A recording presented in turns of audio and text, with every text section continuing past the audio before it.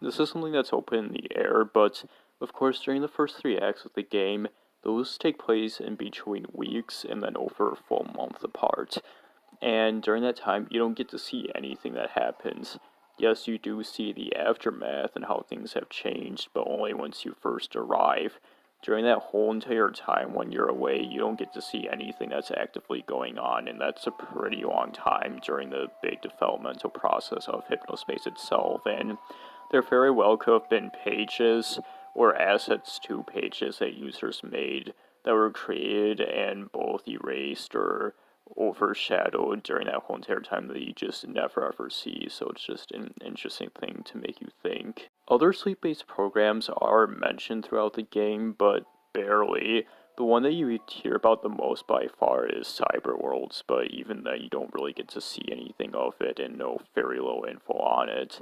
And it's just interesting to think because there's a whole entire another world like Hypnospace out there that you just don't remotely see at all, and the possibilities are just completely open and infinite interpretation.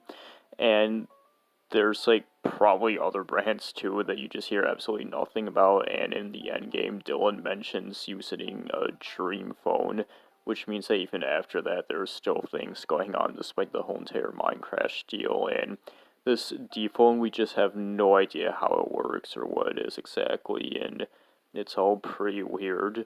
So this is something that definitely seems to be the case, even if it's never spelled out for you, being that at some point in between the mind crash and once your character joins in on the archival project, the Chowder Man sadly passes away, and it only makes sense because you don't really hear about him doing anything else afterwards, and I mean, dude clearly had like major health issues from the get-go with like drinking problems, and losing a leg in the chopper crash definitely wouldn't help at all, especially since he was seemingly struck with major depression and guilt after that.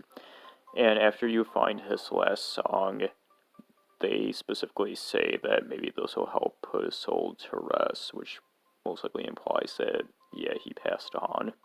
As you're going throughout the whole entire beginning of the game, it's immediately clear, especially on your second playthrough on hindsight, that the dangers were being shown to you right from the get-go, like as early as the tutorial, and then like the earliest pages that you can go on to. There's already people complaining about how Hypnospace makes them kind of feel tired throughout the day, so maybe they need a break. I believe Carl specifically says that in his status, and people just generally saying how weird it makes them feel, and then you might encounter Beef Brain, which of course is a joke made by the hackers, but overall kind of ended up being real in the end, and it's just a cool thing to see at the start, and it's really clever foreshadowing and telling of the game. This is something that's pretty notorious. In the files of the game, there is a newspaper clipping as well as a whole news report video of their implying that you could save another mine crash victim. In the original game, you could only save 2, however, the numbers here suggest that there was a third person to save. Who this possibly could have been, we have no idea. There was never any update that came out to use these, and it's pretty upsetting that it never happened either. Unfortunately, I doubt it would have been Tiffany, just because her death sadly seems like too relevant to the plot. But it's just generally up in the air of wishing to be able to save more people, and others mistakenly thought that maybe you could have helped save everybody, but nope.